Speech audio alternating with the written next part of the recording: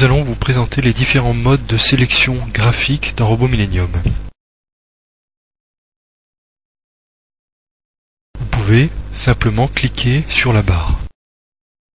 Elle devient sélectionnée. Avec la touche CTRL, vous pouvez faire des sélections multiples. Ce principe est le principe standard d'une application Windows.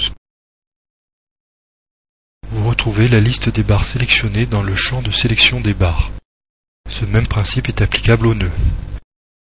Vous pouvez aussi sélectionner en faisant un rectangle graphiquement.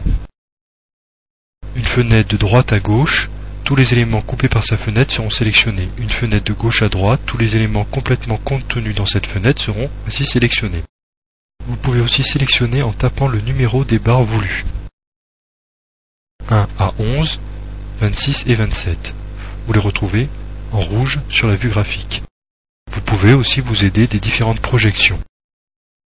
Dans un plan, par exemple dans le plan XZ pour Y égale 0, ou dans une projection XZ pour un Y quelconque. En cliquant sur cette icône, vous pouvez avoir accès à des sélections par section. Par exemple, les IPE 220 et IPN, ou par type de barre. Vous pouvez retirer avec la touche moins une partie des sélections.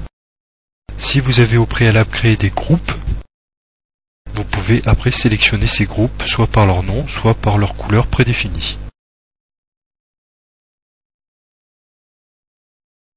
Cette fonctionnalité est très pratique quand vous allez analyser des résultats sur des parties bien spécifiques de votre structure, par exemple les contreventements. Ce principe de fonctionnement est le même pour les nœuds, les charges, etc. Vous avez des options dites sélection spéciale. L'exemple du contour, vous allez définir graphiquement un contour et tous les éléments contenus dans son contour seront sélectionnés.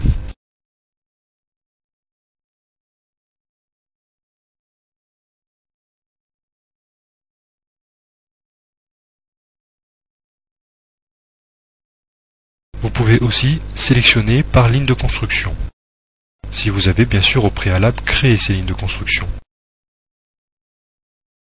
Ce principe est très pratique mais aussi très simple d'utilisation.